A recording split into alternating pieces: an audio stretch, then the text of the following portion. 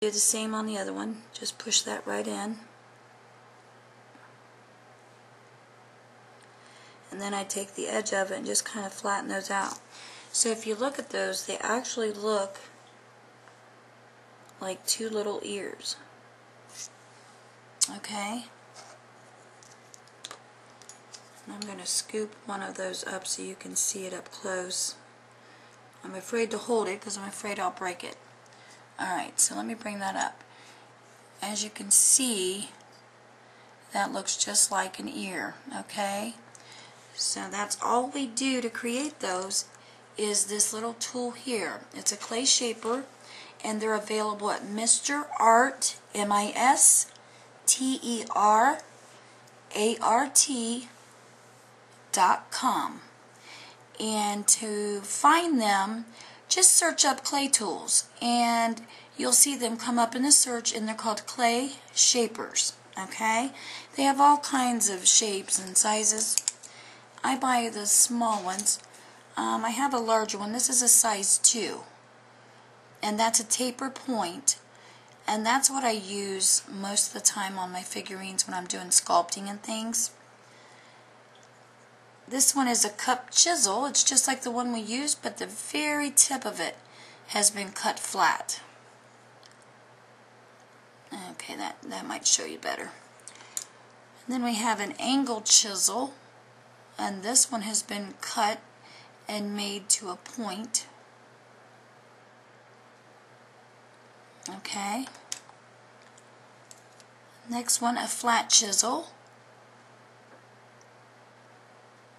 And it's just where both ends have been cut, and it has a real nice flat surface to it, as you can see.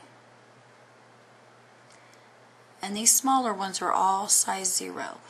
And then this is the one I use the most. This is another taper point, but this is a size 0.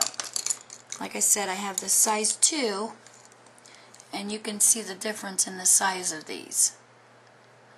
It's a pretty big difference. But this small one here, I use for my figurines all the time. The larger one, I use that on cakes and whatnot, and also on some of my figurines. But the smaller one, the size 0, I use all the time. Okay?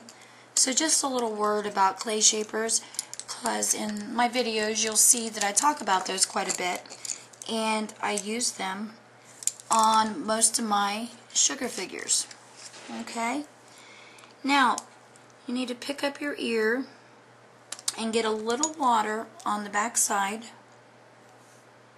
And this is kind of tough to do because these pieces are so tiny that you're working with. And that's one thing you have to get used to when you're doing figures, are the little small pieces.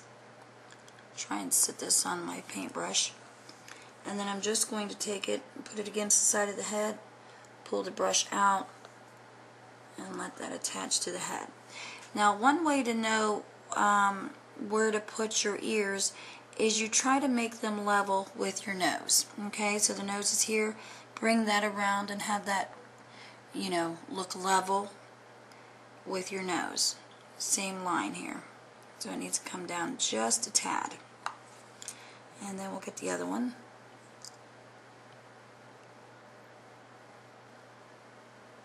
Okay, same thing on this one. Let's put it on the side of the head. Then I'm going to use my tool to press them into the head just a bit. Okay? So we know this one's in place. So we're just going to use this tool just to push this down and to smooth it out.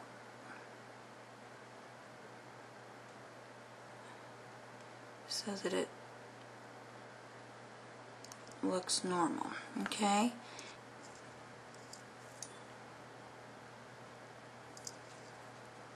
There we go. I think we're good. And then let's just put that aside and let it dry. Continue working on our baby. We're going to start with our body next. And I'm just going to use my fingers to start rolling this in a bit of a log shape to start off with. Now I want to look at my piece and find the best side. Just like I have a few crevices here, I'll put those towards the back and the bottom. Alright, then I want you to kind of flatten your piece like so, using your fingers just to push it against the work surface. And then start just twisting this with your fingertips, turning it. And as you do this, you're going to begin to shape the body, okay? And we're kind of pinching as we go, as you can see. And as we're going along, our piece is getting a little taller. Now if you twist up here towards the top, then the top's going to get real narrow, and the bottom's going to stay thicker. And if I want the bottom to get thinner, then I'll twist down there, of course. So it's just a matter of finding which way you want to do this. But we want this to be about the same size, so I'm kind of going up and down my piece. I'm going to thin the top portion out just a bit, so we have a little bit of a belly coming out, okay? And you can see where it comes down and it comes out. So that's all we're trying to accomplish here. And there we go. Now I use toothpicks. You can use uncooked spaghetti to put into my piece and stabilize it. And I just take a regular toothpick and I'm going to measure to see how much I need. Now this is going to be way too tall, so I'll take my scissors and just cut that off a bit. What I'm going to do is just cut the bottom portion off.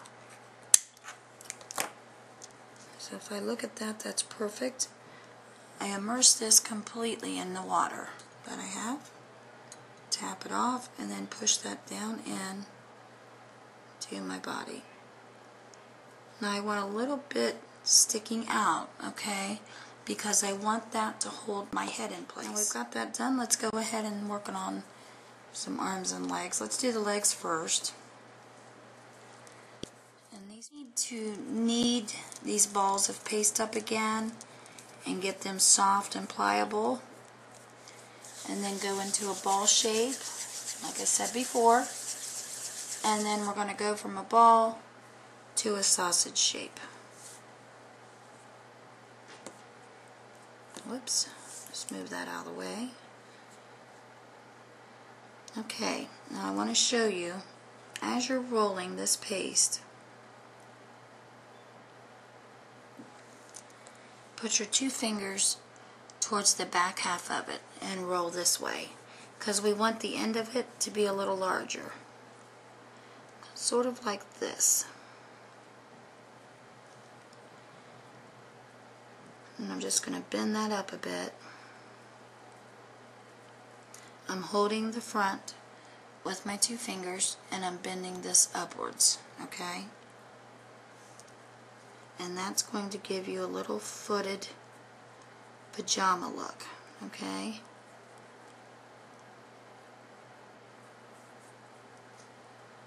So it looks kind of like this.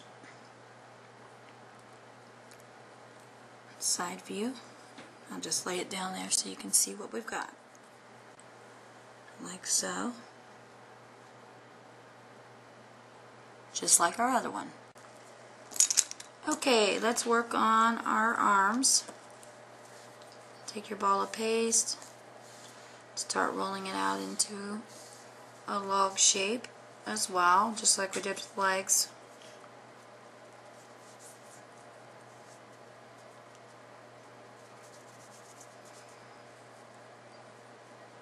About that size is perfect. Then you're going to take your fingers and kind of roll them back and forth here towards the end to create the hand area.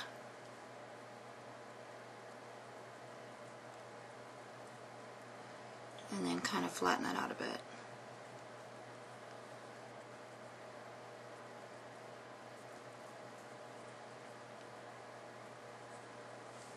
And there's one.